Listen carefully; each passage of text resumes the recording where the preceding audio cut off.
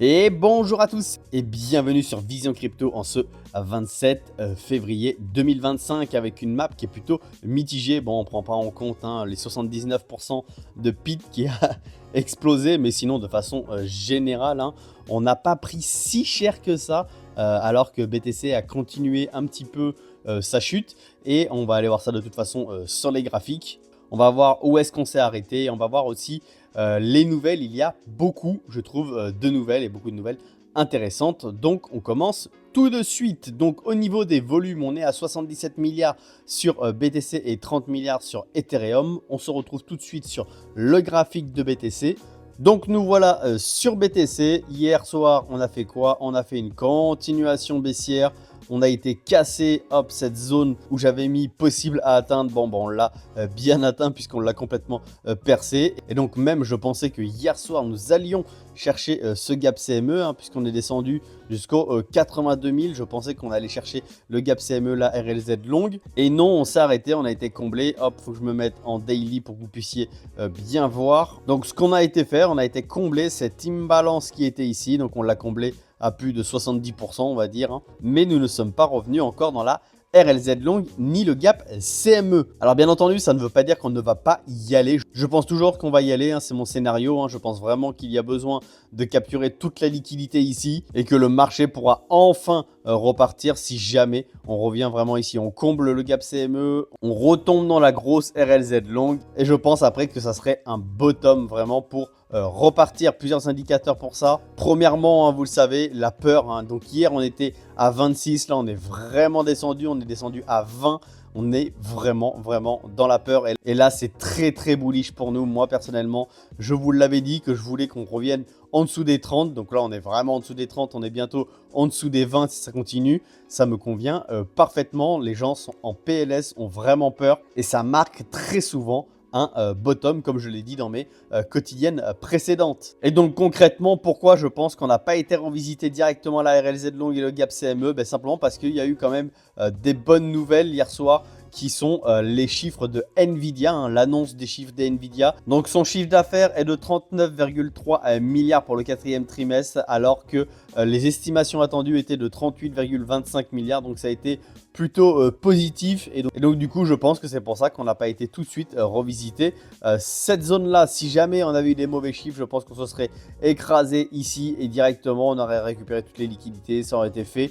Et on aurait pu potentiellement repartir. On aurait peut-être fait une petite digestion. Mais voilà, les chiffres sont bons. Donc du coup, c'est plutôt quand même une très bonne nouvelle. Parce que si jamais Nvidia, ça avait été des mauvais chiffres, on se serait écroulé sur le Nasdaq, sur le S&P 500 et donc très fortement sur BTC également. On aurait pris cher de façon générale. Bon, au contraire, c'est quand même plutôt une bonne nouvelle. Et donc BTC, il a fait quoi? Il est remonté un tout petit peu. Je me remets en 1 heure pour bien voir où est-ce qu'on est. On est en dessous maintenant de cette zone-là, la zone possible à atteindre. Je peux la supprimer d'ailleurs parce qu'on l'a passé. Donc hop, ça nettoiera un petit peu le graphique. Mais maintenant, je pense toujours qu'on peut aller ici. Vous voyez, on n'a pas de réaction haussière très forte comme on devrait avoir normalement si jamais ça marquait un bottom.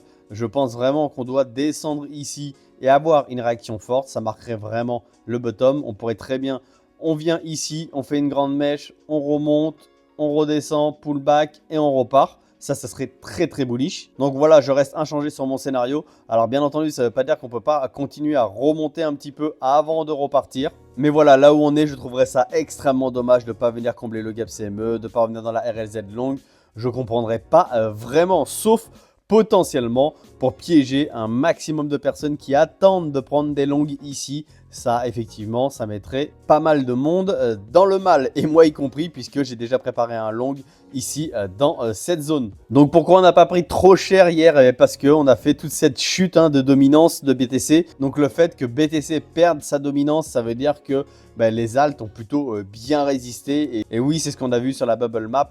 Les alts n'ont pas pris extrêmement cher, alors que BTC, lui, a continué à dump. Donc normalement, on perd 2 à 3 fois plus que BTC en termes de pourcentage. Et là, du coup, c'est pas forcément le cas. Et on peut le voir ici, le total 3. On a plutôt bien réagi. D'ailleurs, on est en train de faire un joli W. Si jamais on pouvait briser cette neckline, on repartirait, je pense, très fort à la hausse. Et ça pourrait être extrêmement bullish pour les Alcon. Donc bien sûr, hein, ils ont quand même souffert, je ne dis pas qu'ils n'ont pas souffert, tous les wallets sont en sang, hein, clairement. Mais franchement, ça aurait pu être clairement pire. Si BTC avait continué à prendre de la dominance, je peux vous assurer que ça aurait été très très dur sur les Alcon. Donc on peut revenir rapidement sur les liquidations. Donc on sait très bien, c'est dans cette zone-là que ça va se jouer, où il y a énormément de liquidations. Le problème, vous voyez aussi, c'est qu'on recrée très vite de la liquidation en dessous.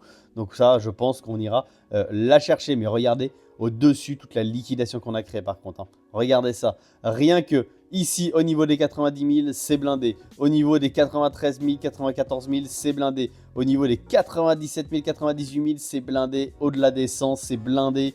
Là, ça commence vraiment à être énorme en termes de liquidation au nord. Quand on va partir, je pense que ça va être incroyable parce qu'il y a vraiment beaucoup de liquidation à récupérer au nord. Et je vous le rappelle, hein, pas seulement ici, au-delà des 110 000, encore au-dessus là. Si je me mettais en un mois par exemple ici, on verrait toute la liquidité qui est au nord. Je l'ai déjà montré dans les quotidiennes précédentes. On avance avec les ordres, donc il y a quand même pas mal d'ordres. Donc on voit déjà premièrement qu'on a fait le rebond ici, hein, là où il y avait beaucoup d'ordres. Hein. Il y avait quand même 470 BTC en ordre. Et donc du coup, on voit qu'on a rebondi dedans. Là, on peut voir qu'il y a quand même pas mal d'ordres aussi. 82 000, au 81 000 et au 80 000. Donc la zone n'est pas trop mal défendue. Même un petit peu en dessous, vous voyez, au 78 000 là. Donc on va voir comment tout ça va être défendu. Mais la zone, hein, quand même, est vraiment bien défendue. Donc ces dernières 24 heures, hein, on a fait quand même 610 millions de longues liquidées. Donc ça fait encore très très mal parce que faut pas oublier qu'on a dépassé le milliard il y a 48 heures. Et là, on reprend encore un shoot, notamment sur les longues. Il y a quelques shorts qui se sont fait liquider aussi, 153 millions. Donc on a un total de 764 millions, donc plus le milliard qu'on a fait. Hein, donc on commence vraiment à liquider beaucoup de monde. Hein. Ça fait vraiment un gros nettoyage. Et je comprends que le sentiment ici soit clairement dans la peur. Au niveau des ETF Bitcoin, regardez ici, hein, avec tous les chiffres, au final, le 25 février, donc avant-hier, on a dépassé le milliard de sorties. Hein. 1 milliard 138 millions de sorties. Donc ça commence à être énorme de chez énorme.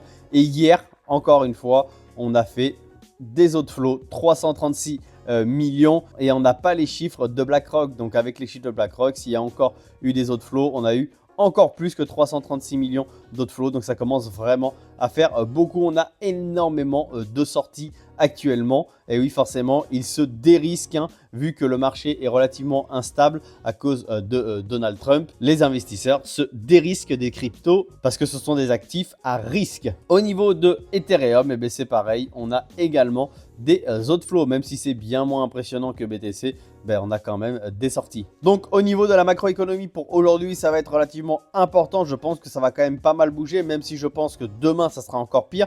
Mais aujourd'hui, les inscriptions hebdomadaires au chômage qui vont être bien regardées et bien entendu le PIB trimestriel T4. Donc du coup, ça va être extrêmement important. Tout ça, c'est à 14h30. Je vous mettrai ça dans le groupe Telegram. Pour les personnes qui n'ont pas encore rejoint le groupe Telegram ou le Discord, n'hésitez pas à le rejoindre. Tous les liens sont en description. Allez, on est parti. Je vous ai dit qu'il y avait des bonnes nouvelles. Donc, la SEC clôture son enquête sur l'exchange Gemini sans aucune mesure coercitive. Donc, je vous ai dit hier dans la quotidienne que la SEC mettait fin actuellement justement à tous les dossiers qui avaient été ouverts durant le temps de Gary Gensler et qui n'avaient pas forcément lieu d'être, hein, qui étaient extrêmement répressives. Et donc, la SEC est en train de clôturer un petit peu tous les dossiers. Et donc, voilà, dans la continuation, la SEC continue de clôturer. Donc hier, je crois que c'était contre Uni. Aujourd'hui, c'est contre Gemini. Et bien du coup, le dossier est clos. Donc ça, ce sont quand même des très très bonnes nouvelles parce que c'est des épées de Damoclès qui sont au-dessus des entreprises. Et donc plutôt que de s'embêter avec la SEC, il vaut mieux qu'ils bossent sur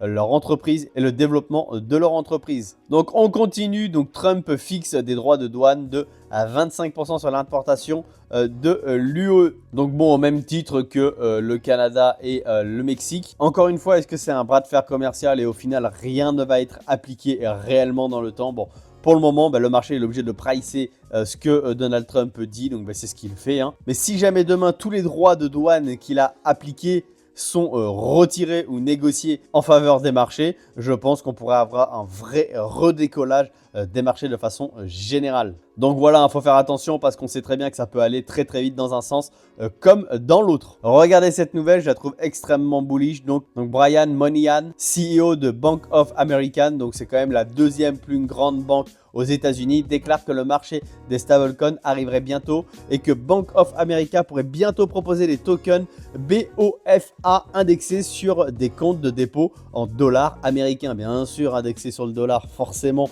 Donc, il est assez clair qu'il y aurait un stablecoin. Selon le CEO, les stablecoins sont des actifs numériques comme le Bitcoin, mais à la différence qu'ils sont garantis par le dollar américain, ce qui les rapproche d'un fonds monétaire avec accès au chèque ou d'un compte bancaire. S'ils rendent cela légal, nous nous lancerons dans ce secteur. Donc c'est quand même très très bullish que la deuxième plus grosse banque aux États-Unis veulent bien se mettre dans les stablecoins, donc vraiment dans les crypto-monnaies. Faut pas oublier, les stablecoins sont des crypto-monnaies. Donc ça, je trouve que c'est une super nouvelle, très très bullish pour moi. On continue et vous allez voir là, il va y avoir deux nouvelles que je trouve super intéressantes et je vais vous expliquer. Donc la Cour suprême de Chine et plusieurs autres autorités se sont réunies pour discuter du traitement juridique des crypto-monnaies dans les affaires judiciaires où elles sont impliquées. Et cela intervient alors que le pays continue d'appliquer son interdiction du commerce de crypto-monnaies. Alors vous allez me dire, qu'est-ce qui est bullish là-dedans? Alors attendez.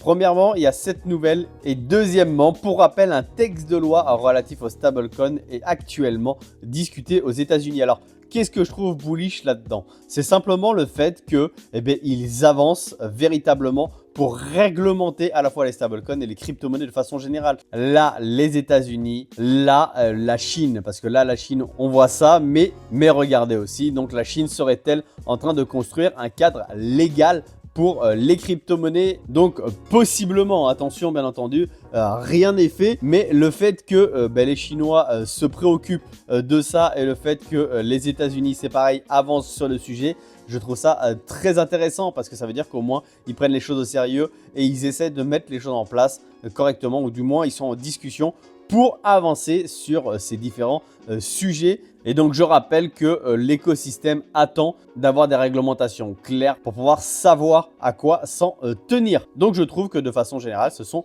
des bonnes nouvelles. Ça aussi, je trouve que c'est une très bonne nouvelle. Donc, le CEO de Bitway suggère que le boom des memcoins est terminé et il souligne un retour aux fondamentaux.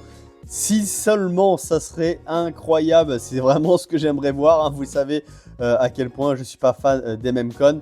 Donc j'aimerais vraiment, oui, j'aimerais vraiment. Donc il dit, la bonne nouvelle, c'est qu'il y a déjà des choses prêtes à les remplacer, notamment l'adoption institutionnelle du Bitcoin, les stablecoins, la tokenisation et la renaissance du DeFi. Enfin, cette déclaration est juste incroyable, je trouve. Auparavant, CZ et Pantera Capital avaient noté qu'un retour aux fondamentaux était inévitable car les institutions évitaient d'investir massivement dans les projets instables. Et oui, forcément, les institutions, eux, ils vont apporter une certaine stabilité justement au marché de la crypto-monnaie. Et donc, est-ce que dans un avenir, les memcoins seront voués à complètement être obsolètes et être complètement détruits, ou est-ce qu'ils seront toujours sur le côté et ils auront toujours leur heure de gloire? Bon, on verra ça, mais pour le moment, l'information à retenir pour moi, c'est le fait qu'on revienne vraiment sur des fondamentaux, et ça, je trouve ça très très intéressant. Allez, pour les personnes qui pensent qu'ils sont arrivés trop tard sur le marché, je trouve que ça, c'est pareil, c'est extrêmement bullish pour l'avenir. Donc selon River, cette évolution est comparable à celle d'Internet en 1990, des médias sociaux en 2005 et les services bancaires en ligne en 1996. Bon, mais vous le savez que sur tout ça, on a explosé par la suite. Et bien nous, c'est pareil. Donc, l'adoption du Bitcoin n'atteindra que 3% en 2025. Donc, 3%, regardez où est-ce que c'est. On est hyper bas. Regardez l'adoption qu'on peut encore avoir.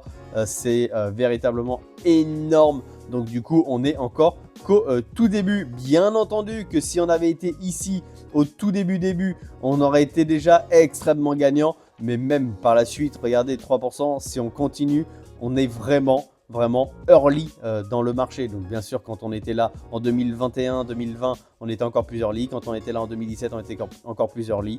Et quand on était là en 2013, on était encore plus early. Je vous rappelle que j'ai acheté mes premiers bitcoins en 2013-2014. J'étais relativement early, mais j'ai perdu ma seed phrase. Du coup, je n'ai plus mes bitcoins. Donc voilà notamment pourquoi au prochain cycle, je serai encore là et pourquoi je vais rester dans le domaine de la crypto-monnaie. Parce que je considère qu'on est vraiment très bas et qu'il y a très peu de personnes qui sont encore dans la crypto-monnaie. De façon générale, vous prenez, je sais pas, vos 10 collègues de boulot, les 10 personnes qui vous entourent ou 10 personnes dans la rue, hein, je sais pas, et vous leur demandez s'ils ont investi par exemple sur les crypto-monnaies de façon générale ou s'ils sont familiers aux crypto-monnaies, et il y a bien au moins 8 ou 9 personnes qui vous répondront que pas du tout. Et c'est là que vous vous rendez compte à quel point les gens ne sont pas encore dans le monde de la crypto-monnaie. Vous, vous parlez avec des personnes du monde de la crypto-monnaie, vous regardez les infos crypto, vous faites peut-être partie des groupes comme le groupe Telegram, hein. Donc on parle de la crypto-monnaie, mais de façon générale autour de vous, il n'y a pas grand monde dans la crypto-monnaie.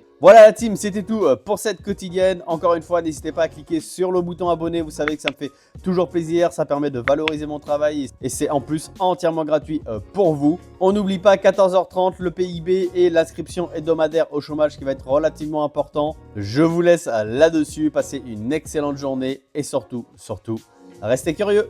Ciao!